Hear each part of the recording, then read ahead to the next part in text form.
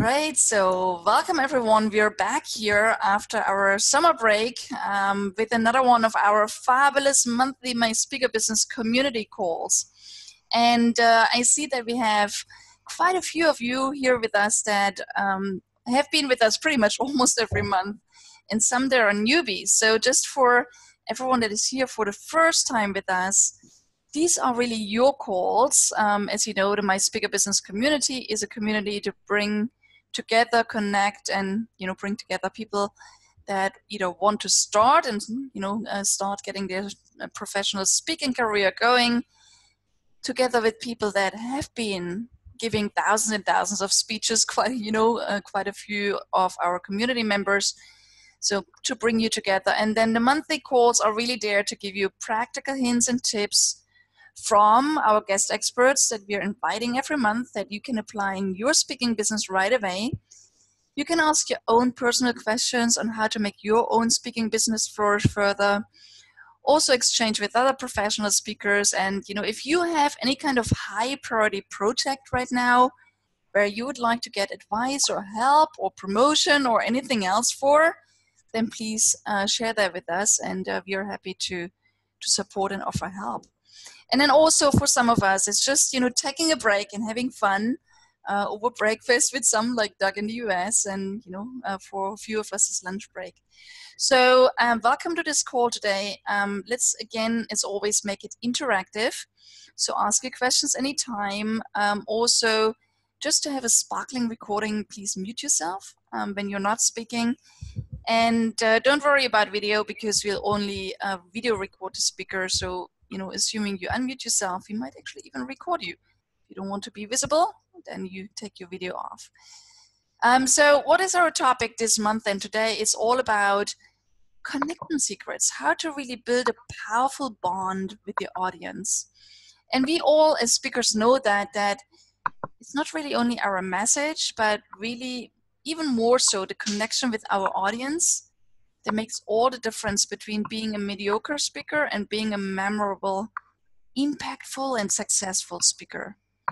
That is why today I invited my dear friend, Harriet Waley-Cohen, who is also an international speaker and coach, and she's really sparkling on stage. I've seen her speak, and I've seen her in action, and she's amazing. She really knows how to engage an audience from the first moment, how to really keep them connected and engaged throughout her speeches.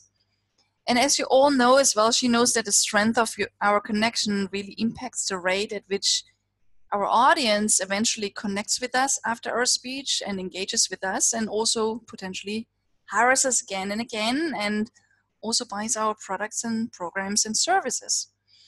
So for our call today, just a quick introduction. Who is Harriet? Well, she's someone who made it her personal mission to connect quickly and deeply with her audiences, really to, maximize the impact she has with audience for herself and her business. And, she really, pays attention to that on every single talk. She's really, this is something she's known for from both the people who book her to speak and her audiences also. She's really also a sought-after coach and speaker in the corporate personal development and educational worlds. And, there's so much more to say about you, Harriet, but maybe you introduce yourself a little bit and say, how did you get started with speaking and coaching and the amazing differences you make?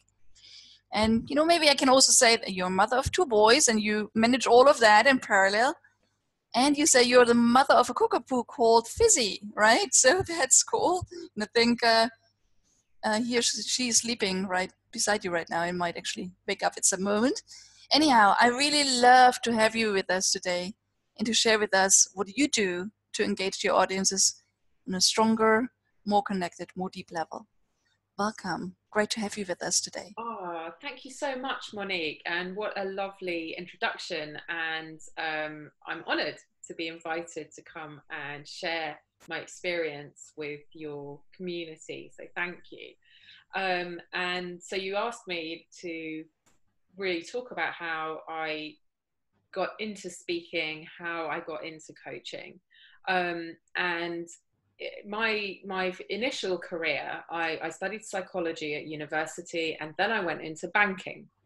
and and but in the background, I was mentoring on a voluntary basis. I was mentoring young women and helping them to turn their lives around, some of them from quite desperate situations. And really loved that work, found it incredibly rewarding, and saw the power of one person helping another person when you have some structure and some tools to pass on, and seeing people's lives completely transformed. I loved that. And then I had my 2 children. I left my banking career. And then I left my marriage. And I don't need to go into the details of why I did that, but it was the right decision for all of us. And it was at that point that I started to think, well, what next? I'm not going to go back to banking. I want to do something that helps people to transform. I want to pass on this almost like a contagious belief in the possibility for life-changing transformations, and to help facilitate those transformations.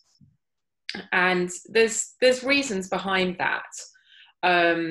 You know, when you introduced me, you know, it sounds like I have this incredibly shiny life where I've completely got it all together, and my life's been this incredibly shiny, beautiful, successful thing. But actually, it hasn't always been like that. And there's been many sticky parts to my life where I've had to transform, I've had to evolve. In a couple of weeks, I'll be 16 years in recovery from drug addiction and alcoholism. And so I transformed from someone who was at death's door in the grips of addiction to someone who is clean and sober. And I did that in my mid-20s. And a lot of the women that I've worked with on a voluntary basis, that was their background as well. So that's the first transformation. Then I healed my body after that, healed my relationship with my body, using diet and other healing techniques, which was very much needed after years of abuse and mistrust with my body. As I mentioned before, I left an unhappy marriage and have gone on to flourish from that and become a single mother. I've left a corporate career to train as a coach and a speaker. And more recently, I've transformed from someone who dashes about being incredibly busy and leads a very physically active life. I still lead a physically active life, but 2.5 years ago, somebody smashed into my car on the motorway, and I have permanent head injuries. So I live with constant pain. So I've had to transform all sorts of different ways and learn to manage that whilst also running a business. So for me, this business of helping others to transform, inspiring them to transform, is something that I really care about, because I've seen the power of it myself.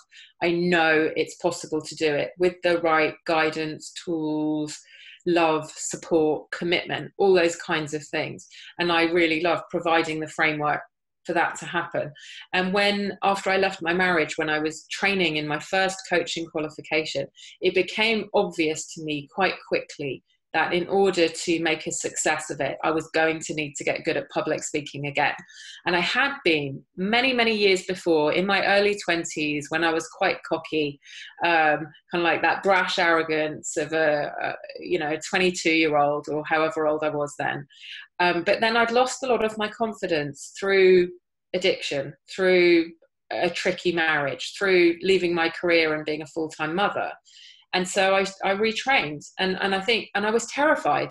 The first day when I arrived at speaker training, I was so scared and so nervous to even get up and say my name. At the beginning, they said, can everybody come to the front of the room and just say your name and say why you're here? And I was so nervous just at the thought of having to do that I was nearly sick on the carpet. Like, I thought I was going to vomit. I remember to this day that orange and brown, like, hotel conference room carpet, like 1970s carpet. But the thing is, my mission was greater than my fear. And that's something I talk to people about on stage sometimes. If your mission is greater than your fear, you can achieve anything. And it's about finding a mission that's that great that you're willing to stand on stage and pass on your message. Yeah. Yeah. And I think that general concept of your mission being greater than your fear is actually one of the things that helps to create great connection with the audience. Absolutely. Because when you can overcome your fear of showing who you are, your fear of showing where you've come from, your fear of getting it wrong, your fear of whatever it is, when you can get over that fear because you're in your mission, you're in a position of service, everything shifts. Yeah. Yeah. Does that make sense?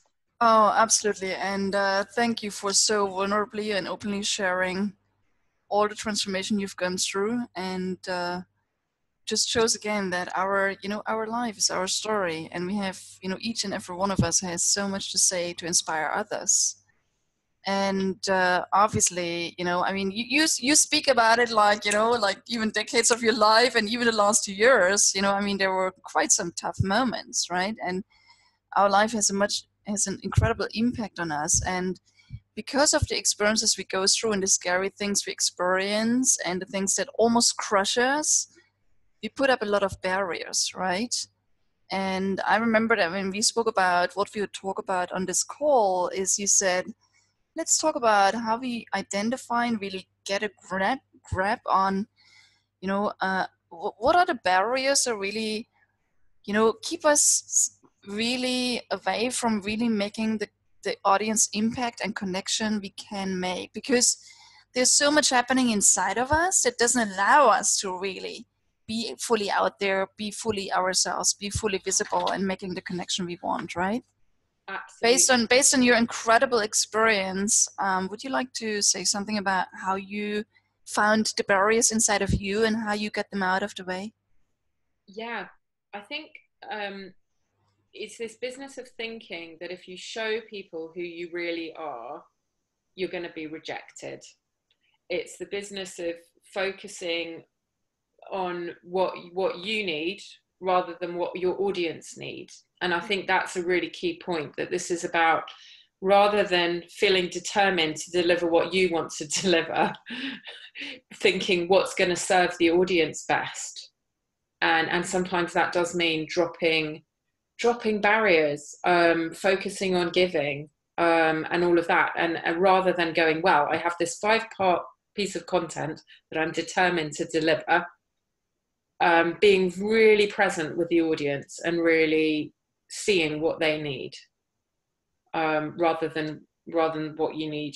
And often in terms of those barriers, I noticed that in the early days of my speaking career, I had this kind of like stage persona, this incredibly glamorous, got my shit together, excuse my language, like really, it was kind of unobtainable.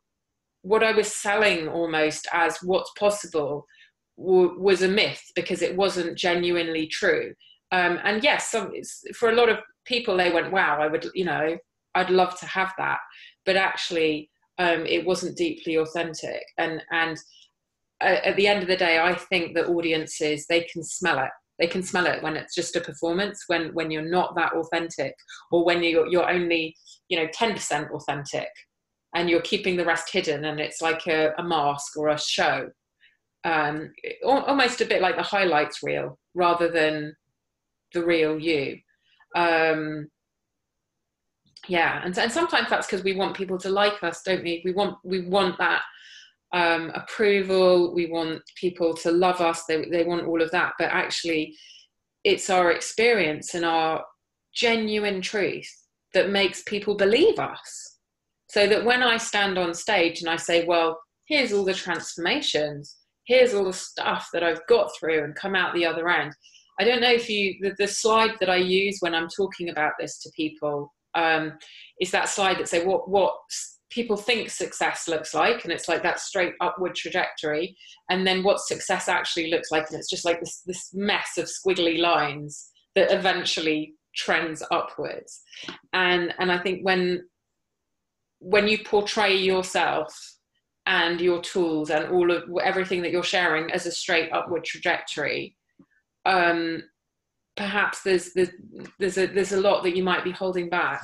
There's a lot that you might be not showing. And because you think, oh, they're going to like me better if, or they're going to buy from me better if I show it like this. But actually, my experience is that the more real I am, the more people buy. The more people, I suppose, they buy into me, they like me, they love my message, they really believe me. Because when I say, look, I've been through this and this and this and this, and I know at that moment when it was really tough right after my divorce, and I used these 3 things and it really helped me, they believe me. Rather than me going, well, have you tried breathing and mindfulness?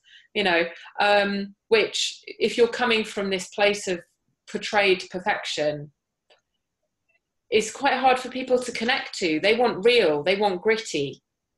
They want to know, what do you do to get through when, you know, one of your kids is sick and you were supposed to get to town and you're supposed to do this, and then you got a crappy email from so-and-so and you'd only had 2 hours sleep. How do you do it then? They want the realness. Yeah. And so I think spotting when you're being really real and when you're portraying the really shiny version, I think that's a real clue as to where the barriers are and to where the fear might be. It's beautiful. And, you know, I mean, you're touching on so many points. We could take each one of them and speak about it for hours, I guess. But you say that, you know, we feel that when we step up on stage, we don't want to be judged. We want to be liked. We want to be trusted. We want to be believed. And, you know, one way of doing that is, as you say, you're real. You just don't pretend to be perfect. You don't pretend to have it under control. You know, you share your own authentic stories, as you say, and you speak from your heart. It's how I like to call it, right?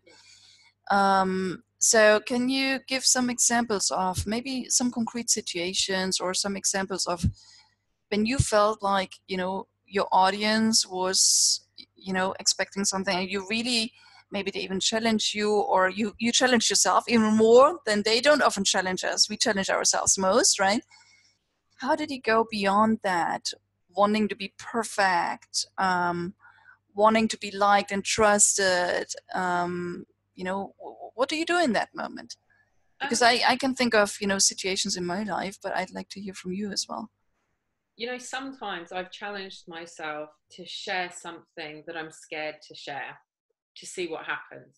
I actually did this last night and it worked really well, really, really well. And another time I got challenged. Actually, one of my speaking buddies dared me. We were talking about what would absolutely scare you to do this on stage. What do you think you're terrible at? What do you think that if you do this thing, like the floor's going to open up, the audience is going to reject you? And I said, sing. If I have to sing on stage, because I do not have a singing voice at all. And the talk that I was giving, the next talk I was giving, I was talking about perfectionism, and I know we're going to come on to that in a minute and how that relates to speakers and everything. And I was saying, you've just got to let it go. So I actually broke out into a couple of lines of Let It Go from Frozen. And then I stopped and I looked around the room and people were laughing and people were like, we weren't expecting that. That was a bit crazy, but nobody laughed at me. Nobody walked out. Nobody came up to me at the end and went, that was ridiculous. I was like, wow, okay, if I can get away with my worst fear, the thing that I most think people are going to reject me for, if I can share that and actually it just brings people closer to me, then it's all going to be fine. And last night when I was sharing about this danger of portraying ourselves as having this perfect life and these perfect things and everything, and I was really making the point that our weaknesses, our failures, the things we've messed up on, they're some of our greatest strengths. And I shared my story and I said to everybody, well, do you think after hearing that, oh God, she's just a complete failure, there's no point listening to her, I don't even know why I came tonight, and I'm never going to come again, and nothing she has to say is of any value? Or do you think this person's courageous, resilient, has a lot of wisdom to share, really works the stuff that they say that they're sharing with us? They have personal experience of it. And I shared something very deep, because as you know, I've recently had a medical diagnosis of something that's a little bit scary, that will be handled in time. And I shared it with my tribe. And it just created this, I mean, any barrier that any person had in that room about sharing their stuff just disappeared completely. And that's one of the things I think, that you create such a bond, and it also opens everybody else up as well. So I think, don't be afraid to just challenge yourself to do something that you think you will have you rejected, or that will ruin everything, and see what happens. I don't know, has anybody else ever done that, or am I the only crazy one here? I would love to know. I can see that you've put some things in the chat box. You're definitely not the only one. Okay, you're definitely not the only one. No, the singing is, I have the same thing with the singing as well. I hate the singing. Good. But I do it sometimes just to kind of push myself a little bit. But I was training one time, and I was trying to get people to get out of their comfort zone, and it was actually a bunch of women. And they were terrified of speaking, but they loved singing. So I was doing the singing as a kind of out of the comfort zone exercise, and they were moving into their comfort zone with the singing. There was a whole bunch of opera singers in there, and they were loving it, but they were. So I was using it to get out of the comfort zone, but it was for me getting out of the comfort zone, but for them, moving into theirs. But you could have had them maybe sing about something that normally they wouldn't even dare to speak about. Yeah. Once we went back to the speaking, then they had their challenges again, but it was just funny doing it in reverse. I mean, I think this is a real powerful advice. And what I put up here as well is for everyone here to consider, or to share if you feel sharing, either speak up or, share it here in the chat, or even for yourself, ask yourself, what are you scared about sharing or doing on stage? So, that when you step out of this call today, really ask yourself, what are you scared about? What's really freaking you out? Even think about it, right? And then ask yourself, would you dare to share? Would you dare to try? And, I think this is a real powerful advice. And, also what other things that I do is I speak with people. I never speak to people when I'm on stage, right? I speak with people, and I look them in the eye, and I try to see them and feel them and be with them as if I would just speak to one person, and then everyone else, feels the same as well. And another thing is also, asking questions instead of just talking the whole time, right? But let's talk about, what, you mentioned a very important point about letting go of perfectionism, right? Right. Because we all, we often as speakers, I mean, especially when we are starting out, we prepare and prepare and prepare and prepare, and then we kind of stick to the script, and you think like, I wanted to say this, but I said something different. So, what do we do to really, step away from letting go this perfectionism and this inner need of wanting to be loved and liked and appreciated, and instead of just showing up as being ourselves, instead of wanting to be perfect, wanting to serve in the greatest way, as you so beautifully said. Yeah. The first thing is to say that there are some good points for speakers around having a little bit of perfectionism. It means you will have practiced, you will be on top of your material, you will really care about what the audience thinks and about what the audience takes away. And I think that's great, right? I mean, perfectionism is a bit Luke Skywalker and Darth Vader, it has a light side and a dark side. It's not all bad, but obviously there is the dark side. And often with that perfectionism thing, it is about thinking that you have to create this illusion in order for people to like you. But it also makes you feel that you're never good enough.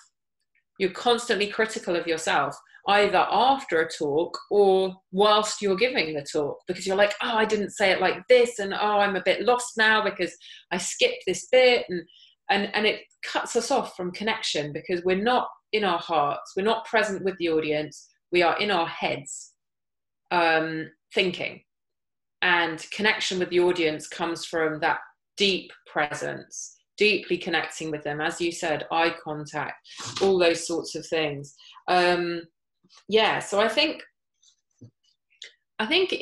one of the ways of dropping it is to allow the good side of perfectionism to work its magic, be really prepared, but then when you get there and you're actually on stage, drop into pure presence, drop into your heart, trust that you know what you're doing.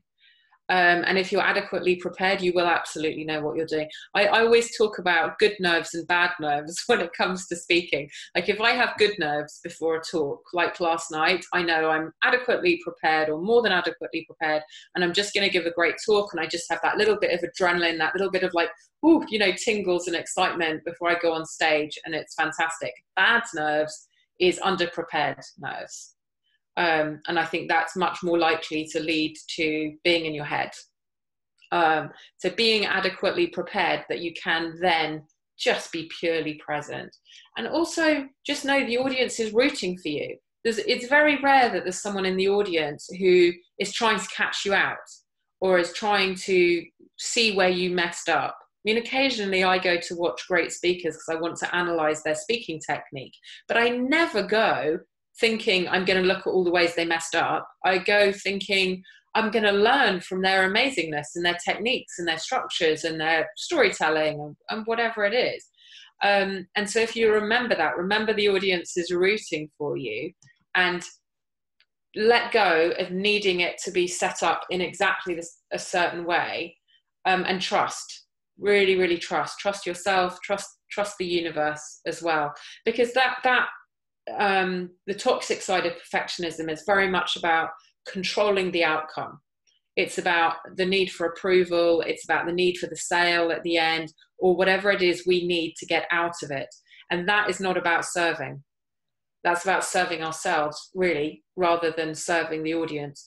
And overall, this is about ego versus heart. So those are my thoughts on the whole business of perfectionism for speakers.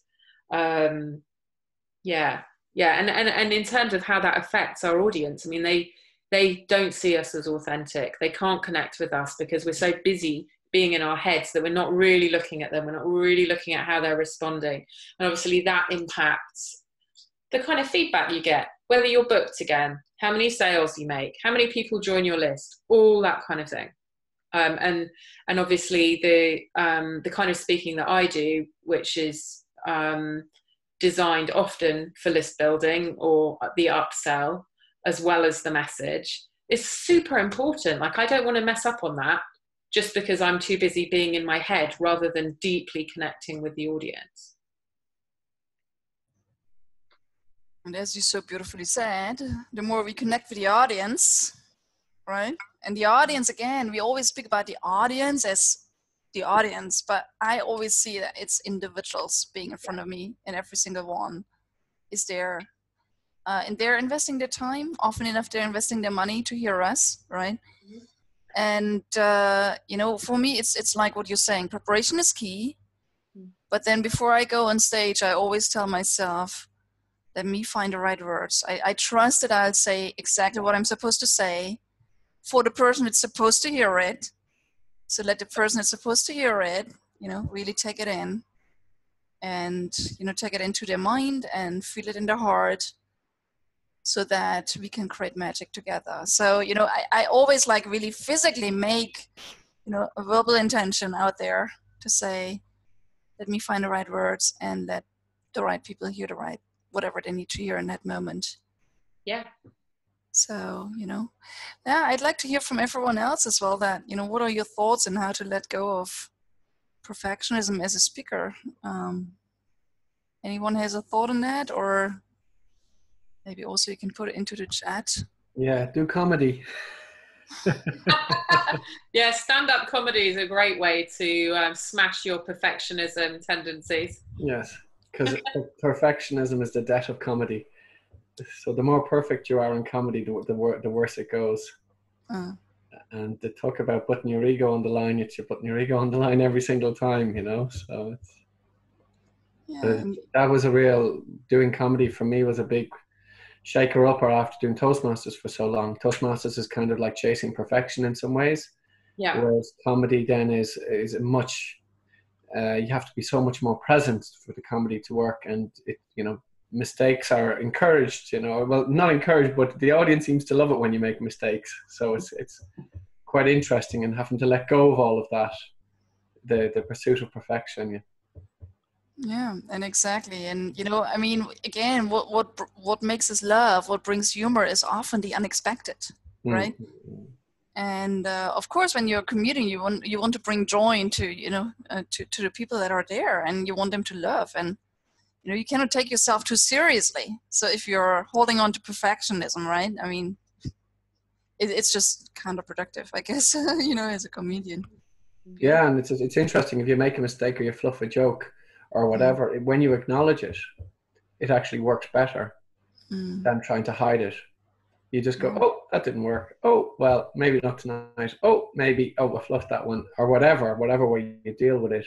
Then the audience kind of goes, all right, he has accepted that didn't work. Okay, we can forgive him now. We can now move on. Whereas if you don't acknowledge it, they kind of hold it against you a little bit. That's quite interesting, you know. So it's like these imperfections, and you kind of have to accept it as well, you know, publicly accept it. Beautiful. And then Christina is saying maybe you could use speaking as a spiritual practice, opening up for the greater good. To be honest, that's what I do. I mean, service is always for the greater good of, you know, why are we speakers? Of course, we love to be on stage, right? It gives us, you know, we love to kick, we love to, you know, we love to share our message. We love it when what we have to say is perceived and serves others. But in the end, it's all service, right? It's all serving something that's beyond us. And that makes, in the end, all the difference. And I feel that that's where the magic is, as in in our speaking world. Christina, do you want to say something else about it, or? Not really. I mean, I have tried some things, sharing some personal stories of me, of not very successful moments, and I've always gotten appreciated feedback, and that is what I've learned. That it is appreciated, and which encourages me to do it more often. Yeah. But I still, try to find out who is sitting in front of me before I share those moments. I also once had, you know, a very wise man in an entirely different context. He said to me once, if we want to step up, we need to let our walls down. I never forget that. That was in a lunch break queue at a conference, and already that sentence itself was worth me flying to the US. Changed my life. Yeah. It's so beautiful what you're saying is, if we want to step up as a speaker and become more memorable, then as you say, Harriet, we need to make a stronger connection, and we make a stronger connection by letting our walls down. Yeah. Yeah. By becoming vulnerable, almost naked. Okay. Not in a physical sense, although male, you might want to use that sometime, maybe in the comedy world. But I love what you're saying, Christina. It really touches me, and I can only encourage you and everyone to share more from your own experience, stories, and heart, because that's what builds audience connection. And Dirk is saying, I don't have a script. I have some keyword structure and deliver listening to my guts and to my connection with the audience. Exactly, that's what we want to do. And you know, building the bridge from, which is all, there's not even a bridge needed, from perfectionism and letting go of that and being more vulnerable. Harriet, you wanted to share some insights into how you use vulnerability as a tool to create rapport and magic and trust. Well, when I first started training as a speaker, the community where I was training, one of their core principles was from vulnerability comes power. And I was like, whoa, you know, it really hit me that from that place where we make ourselves vulnerable is actually our most powerful place on stage. Because I guess, you know, the media has a lot to blame for this, and society in general, where we're supposed to be these incredibly sorted, perfect human beings, and that's what's desirable. So the idea that to show your weaknesses, to make yourself vulnerable, is your powerful place, it was quite a big deal to wrap my head around it. And in the beginning, I was like, okay, well, I'm not going to show this bit. I'll show the top 15%, maybe 20%, if I really trust the people in the audience. And then it was actually after I got injured, when I could only physically cope with doing one talk a month. And I was kind of keeping my business ticking over at minimal levels, but just keeping enough of it going, enough talks and enough coaching clients that it was still a business. And so every talk, it really mattered how well I connected and how well I converted, as well as the impact I made on the night. But I really needed it to work from a business perspective, as well as impacting the audience. And I don't know, I know Elliot commented on this at the time. Elliot Kay was supporting me with my speaking and my business in general. And we were talking about a talk I was going to give. And actually, it was the talk you heard me give in Italy this summer.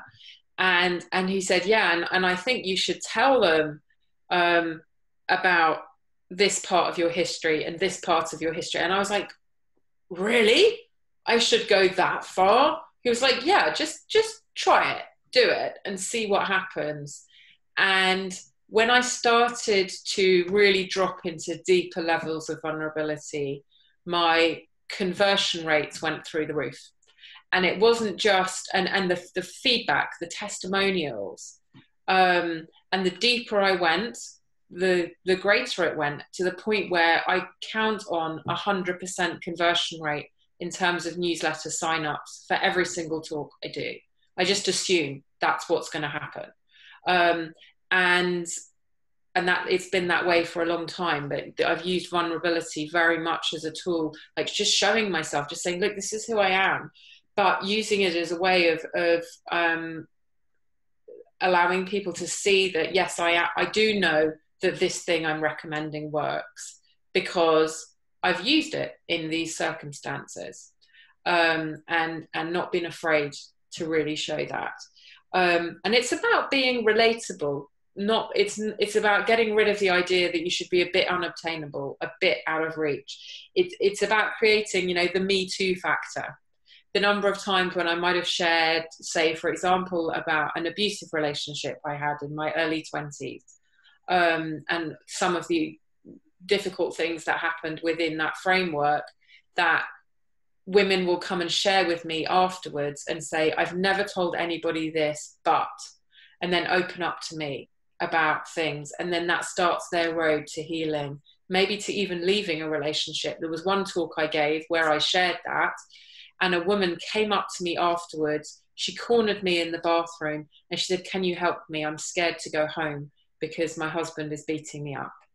And you just never know how, from that moment of vulnerability, it creates the Me Too factor. It gives other people the permission to open up as well. It gives them permission to show who they are. It gives them permission to ask for help, actually, which is really powerful, really, really powerful. And it also means that they open their ears even more. They open their hearts even more to receiving the content that I'm sharing, which is incredible. And sometimes it's the vulnerability thing. It's about being humble, and it's about being playful. And like Mel was saying before, it's about saying, oh, I just messed that bit up then. Oh, I just mumbled my words. Oh, by the way, I forgot to tell you that thing there. Oh, see, I'm definitely not perfect. I'm still a work in progress. And not being afraid to do that. And that just makes you relatable, but kind of like someone's really wise best friend or wise older sister, which I think it creates an atmosphere of absolute safety and trust. And that the magic like and trust factor, the magic safety factor, that's when people want to learn more from you. They want to receive your newsletters. They want to take your course, whatever it is. Yeah, so those are probably my initial thoughts at this stage about the vulnerability piece. Yeah, and so beautifully goes hand in hand with what you said earlier, right? I mean, I feel that, you know, the one hand is what you call like the control, the preparation, the, you know, perfectionism, and the other side of the coin is the vulnerability and wanting to serve and wanting to, you know, to really make an impact. Of course, also serving your business, as you said, because, hey, you know, every one of us that is a speaker and also depends on getting the message out there and, you know, also gaining clients through our speaking, which a lot of us do, right? And if it's, you know, if it's only being rebooked as a speaker, you also want to have that impact, right? Absolutely. You are much more successful also in the business and financial sense when you touch people's minds and hearts, especially the heart, and when you are vulnerable, right? Yeah. So do you have some advice maybe for, you know, some of our either people here or audience members on how to be more brave and allow yourself being more vulnerable? Because I feel that especially for newer speakers,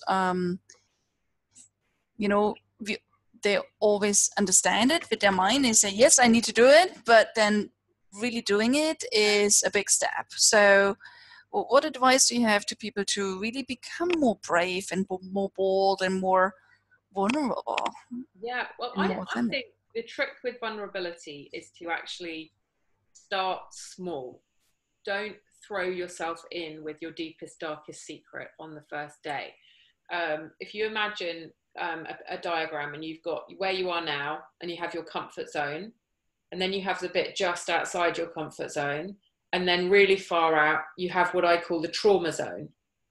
And if you go from where you are now too far, you'll be in the trauma zone and it will be too much. But you can get to that zone, or you just keep taking little tiny steps outside your safety zone, just outside your comfort zone. And so you might want to try being vulnerable with someone that you really trust, one-on-one. You might want to just share with them, or with a colleague. Just say, you know what, I was feeling a little nervous about blah, blah, blah. Or I'm not feeling that great today because of this, that, and the other. I had a row with my partner and I'm feeling a little shaken up. You could just start with sharing little tiny pieces of yourself with people that you wouldn't normally do it, and see that it's safe to do that. And that will start to give you courage. And I think it's about making vulnerability the new normal. So that when you do it on stage, and when you decide to take it to the next level and the next level and the next level, it feels okay to do that. And you're not putting yourself in the trauma zone because you've just taken little baby steps to get there. So I would suggest starting really safe with vulnerability and building it up. And it might be that at a talk you want to make a little confession about something really minor. I was teaching this to a really close friend of mine who's an incredible award-winning businesswoman, nutrition absolute expert, and she's always in the media, always in the press. And I just said to her, what could you share about food that people will not expect of you? And she thought for a while and she said, do you know what, I really hate beetroot. And it's become a joke that she makes about herself now, because beetroot is supposed to be super healthy. And so she'll go and she'll do her introduction on stage and talk about how, you know, how incredible she is and what she does and how she helps people. And then she'll just throw in, but don't make me eat beetroot, right? Like, and people are suddenly like, boom, they get it. They relate to her. And you know, it's just about finding that little thing that makes you relatable, rather than it needing to be this huge dramatic thing. Does that make sense? Absolutely. And again, it comes to, you know, it's a beautiful way also to bring humor in, right? Because people expect from her one thing and then she's saying the opposite, right? Yeah. And and she is making it personal. So that's beautiful. May I add one thing? I once saw a TV show by a famous German cook where, I don't know why, he stated that once or twice a year, he has this moment where he desperately needs a can of ravioli. And I was like, yeah, me too. Yeah, great, it works. Yeah, it's real life, right? I mean, that's what people share, and that is exactly the moment when people connect, because they feel like you're speaking about them, right? Right. So I also know that, Harriet, you made a little bit of a promise that you would share with us and our audience and everyone here a couple of cleverly designed interactive activities to create an even greater connection. I've seen you doing it in Italy, and I know I've only seen the tip of the iceberg. Yeah. So would you mind sharing a couple of well, concrete things that you do in certain ways that others pick up? Absolutely. It's one of the things I really love to do, is to deliver a piece of content, deliver a learning, and then design an interactive exercise that is not what people are expecting. Sorry, I think I might have a sneeze coming. Strange. Bad moment. Actually makes me relatable. I'm a speaker who sometimes has a sneeze coming.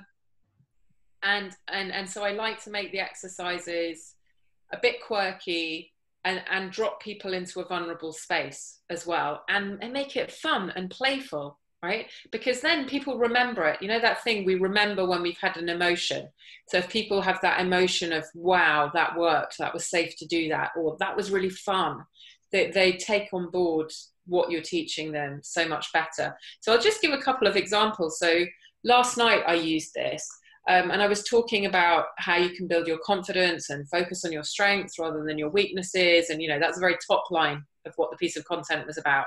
And I asked each person in their little groups of 3 to pick one thing that's happened in the last few days that they're really proud of, and to take 1 minute to say thank you for it in the style of an Oscar acceptance speech, but like really over the top. And I led from the front, because I always like to, I think if I'm going to ask people to do it, then I should do it as well. So, and I'd said one of the achievements that I have today is that I washed my hair and I turned up on time. And that made everybody laugh, because I was like, you don't have to say that your achievements are these great, big, enormous things. So I did this great big, it was amazing. Not only did I get the shampoo out and do this, and I was out the shower on time, and I still got the kids to school, and yay, thank you, I'm so amazing. And like everyone was falling about the place laughing. And then when it came time for them to do that, they all had an absolute riot.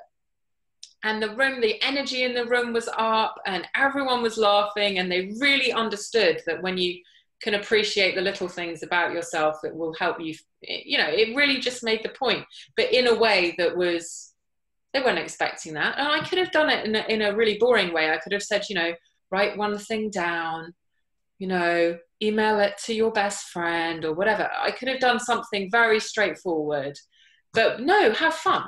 Always have fun with your exercises if you can.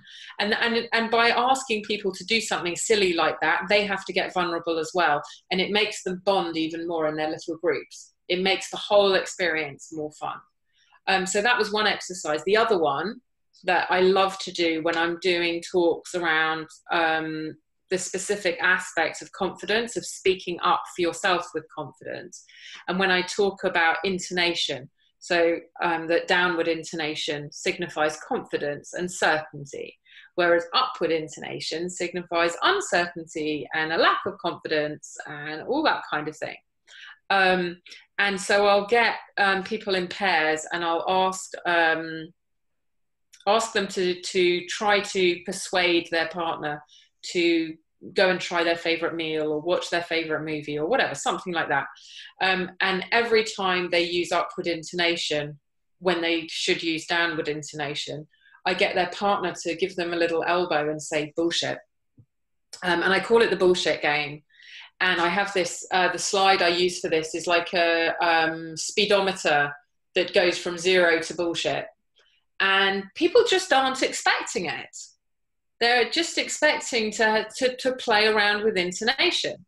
But it's a lot more fun when you've got someone sitting there who's trying to catch you out, who every time you say a statement as though it was a question, just laughs in your face and says bullshit at you.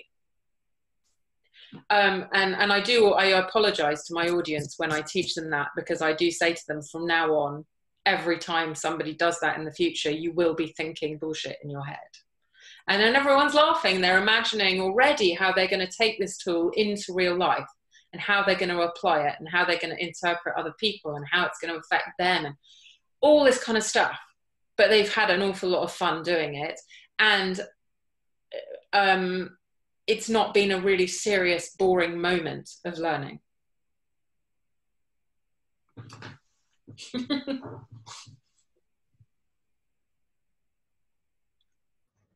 Okay, now I couldn't unmute myself. Oh, I was thinking very dramatic pause. Anyhow, click, click, click again. And these kind of things happen all the time as a speaker, right? Yes. So no, I love these exercises. So you know, I love to also always engage, you know, everyone here. So you know, why don't we ask others? So what do you do to, you know, build connection with your audiences? Any other exercises anyone is using, or you know, how do you build connection? How do you make things more playful, joyful, as you say, even a little bit silly? Let's hear from some others as well. What are you doing? I'm making jokes, even when the situation is tough, when there's like a crisis maybe, or when the topic is rather dry. I mean, you shouldn't overdo it with jokes, but a joke here and there, something that makes people smile or laugh is, I think, is really good, is helpful. Mm. And I know that, Dirk, you're very good at that. I mean, you know, the most serious part, you can always bring lightness and joy into it. This is beautiful. Right. Any other things, or maybe concrete exercise you do? I mean, Mel, I mean, as a comedian, what do you do when you work with the audience? I'm sure there's a lot of cool things you do. Yeah, you do certain things because it's like a lot of comedy is based on the audience being primed correctly. And so if you're moderating, or if you're the comedian, or if you're the whatever, so you can tell a joke one night and it's to a cold audience, and you can tell the same joke the next night and you get two very different reactions. So a lot of it's about priming the audience, and maybe there's different techniques. Just get them to clap, left side clap, right side clap, then get the left side to laugh, the right side to laugh, or you get them to compare the sound that they're making to each other. If one side is clapping softly and the other side is clapping loudly, you make fun of them for doing this. And so different things like that. Also, another technique, as well as talking to a member in the audience, asking where they're from. This creates a lot of tension in the room. And everyone's like, oh my goodness, oh my goodness, oh my goodness. It's a great way of waking up the room, because they're like, oh, what's he going to do now? What's going to happen now? And he's going to make him, you know, it's creating a lot of tension for the person you're talking to, and it's creating a tension in the room because they're like, what rabbit hole is this guy going to go down now? And he's going to make a mess of this. And so there's all these different types of things, and they work to varying degrees on different nights, and sometimes they work really, really well, and then sometimes, you know, well, you know, let's say sometimes on some nights I get it right, and then on other nights then I don't, or I don't get it as right. Let's put it that way. But that's part of the journey, you know. Exactly, and it's all a question of, you know, trying, and again, as we spoke about, stepping out of our comfort zone. Right, and being vulnerable and not trying to control, but rather authentically wanting to serve, as Harriet was saying. Yeah. If I may add, preparing a joke almost never works for me. I always have to follow my guts, the feeling for the situation at the moment, and then do a nasty comment. Maybe on somebody who doesn't who spoke before me, and I know he or she won't take it badly. Yeah, just a little what do you say, stichelei, like with the needle, teasing, a little bit of teasing. And next time I might point out that, yeah, you know, I only learned this last week, something like that, like make fun of myself, but I can basically never plan that. I don't know why. No, but that is, you know, as you beautifully said earlier, it's all about being there in the moment, being present, listening, you know, taking in the energy, you know, seeing what is appropriate to do or say in that moment, right? Great. Wow, Harriet, that was already quite a call, I would say, right? I mean, thanks for sharing all your thoughts and insights and sharing your own experience and story in such a vulnerable and authentic way. And, you know, for me personally, there is no other way of doing it, right? I mean, everything else feels pushed and heavy and, right? I mean, the more we become who we are and the more we just show, you know, and share what is right for us in that moment, often enough is right for someone else, or the other way around. It will not be right for everyone anytime, anyhow. Right? So do you want to, you know, round it off our whole conversation with maybe some final inspiration, empowerment, advice, suggestions? Yes, vulnerability works.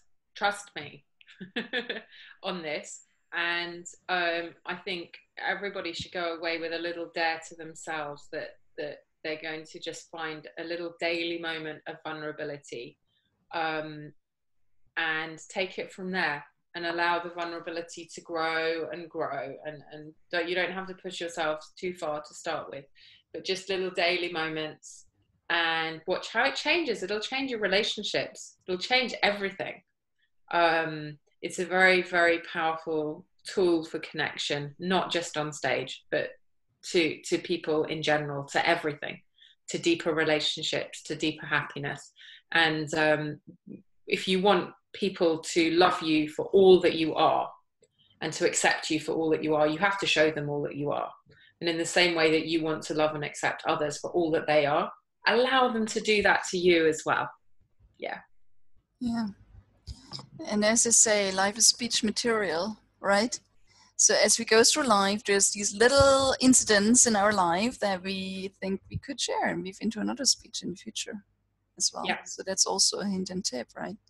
Definitely. Great. So it's been amazing to have you on with us today. Thank you so much for making the time and knowing what you're going through in life and we are speaking. We are especially grateful for having you with us today. How can actually people find out more about you and what you do and connect with you further? Where would they find you? They can find me on my website, which is my full name without the hyphen.com, harrietwaleycohen.com. I also have lots of social media places. I have a private group on Facebook, which is all dedicated to showing people how to feel amazing about themselves, how to have a better relationship with themselves.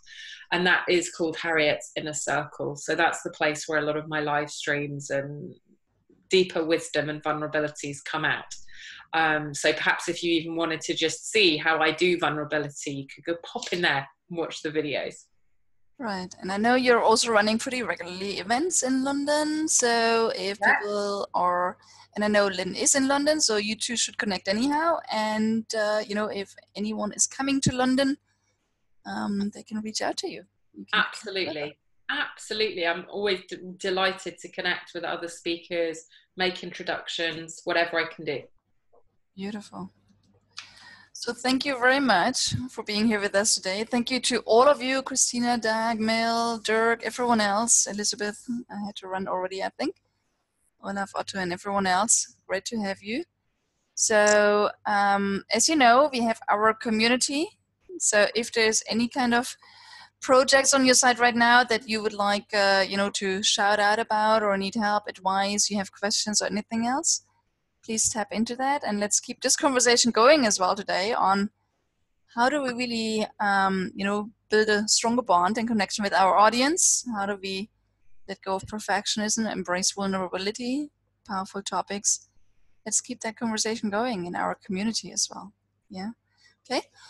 Good, everyone. It's great to have you with us today, and I look forward now as we are going into autumn to have another precious My Speaker Business call coming up. And also watch out, I'll be starting also for people that really seriously want to start their speaking business.